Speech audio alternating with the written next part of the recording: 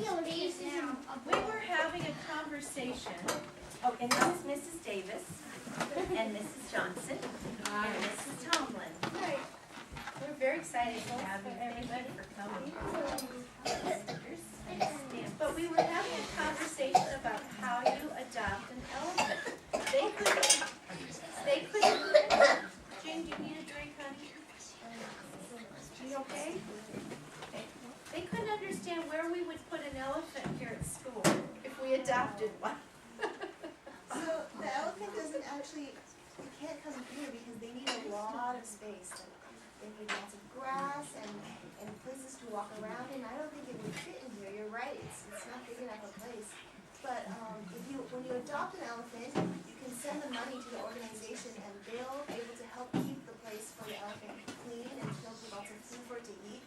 And they can send us letters telling us sort of what's going on with the elephant, what's new with the elephant, what he's been doing, anything funny that happened lately, and they can send us that so we can keep learning about what the elephant's doing, even though he can't be here. Good question, huh?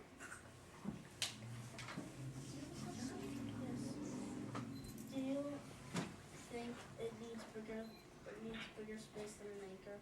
Yes. Maybe you would talk with the boys and girls a little bit about how you publish your books.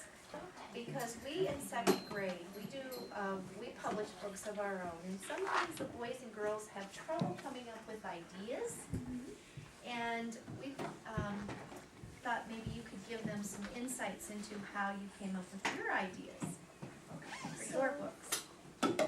So for me, have you guys learned about like the different parts of the story? Like you have a climax, the denouement, and the ending. Have you learned about that? Yeah.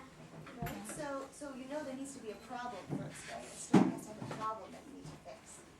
So for me, I have a little sister, and we used to spend a lot of time just like talking and playing together. And she would tell me some of the things that she was worried about. Like on the first day of school, she was like, I don't want to go to school. Like, what if no one likes me? Like, what if the teacher doesn't like me? Things like that. And so that would be the problem in the story. Actually, in the story, there are two girls, and they're sort of based on me and my little sister. And so the two sisters would have these problems. Or the big sister might have trouble with this project at school, and she wouldn't know like what to do with it.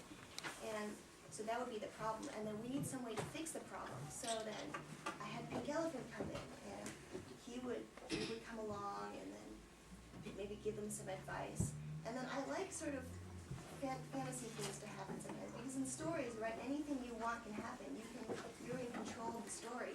So I just imagine, like, what are new ways to make things happen?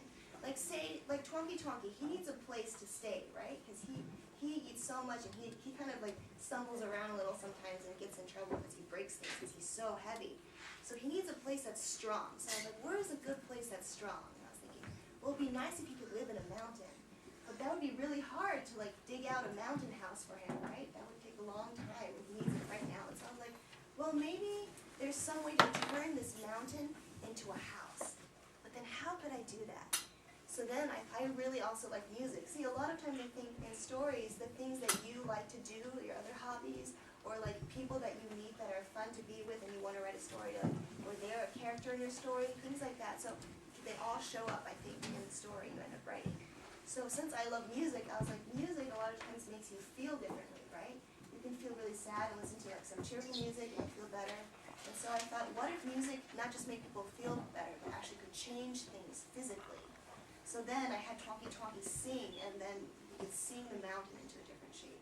So think about sort of the problem, set up a problem, and then different ways of fixing that problem.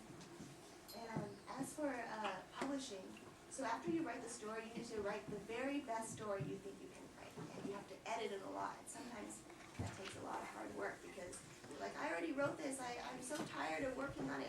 I don't know what else to do. But you can give it a break for a little bit and then come back to it. But when you think that's the best version you can possibly write, you send it to these people called agents. And they're the ones that are going to make sure that your book gets sold to a publisher. So an agent is the one who first reads your story and goes over it with you and says, like, let's try to fix this place, maybe this place could change a little bit. And then after they have worked with you on the story, they have they know a lot of people who are working for the big publishers. Like, have you ever read books and there's like a red tag on the bottom and it says Scholastic, right? So that's one publisher.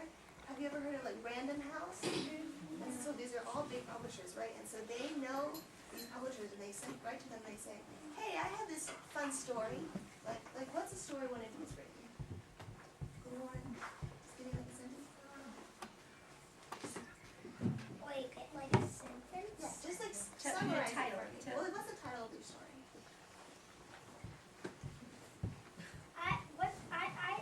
A writer's I kind of workshop wrote it. story. Christmas Eve. Christmas Eve. That's a great title. So the agent would say, I have this new book called Christmas Eve, and I think it's really great, and you should take a look at it. And so he said, okay, send it to me. And then the agents will send it to the publisher. And the publisher will like read over and be like, I really like this story, Christmas Eve. We're going to work on it.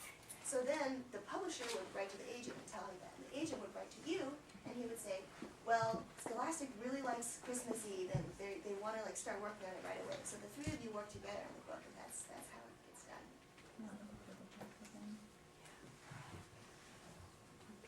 Does anyone have any questions? Yeah, Allie? How long did it take to make the book? the first one took the longest because you have to set up all the characters. And you know, if you talk about like character background and things like that, so you know like where the character comes from, like what kind of things made them who they are today.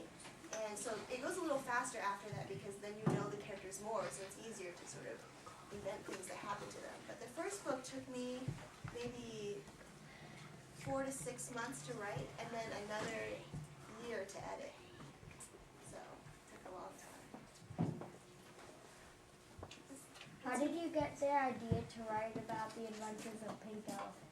So sometimes you get inspired. Have you ever seen like something funny, like maybe something strange, or you did something funny with your friends and you wish you could write a story about it, write it down?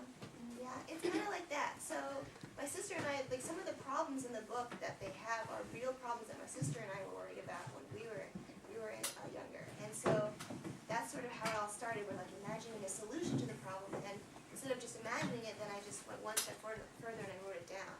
So you never know. Sometimes when you're writing about things, and I think it makes you feel better too. Like, how many of you keep like a journal or a diary? Yeah, sometimes writing down some of the things you're thinking about kind of helps you, right? It makes you feel better and you understand things better. And that's also a good way to start stories too. Sometimes I'll think of some, like just a weird idea and I'll write it down. And then later on when I'm writing a story, and I was like, oh, I remember that idea I had. That might be a good thing to go in here. So keep writing down just thoughts you have or things you see, and that's a really good way to start writing stories. How old is the elephant in the story?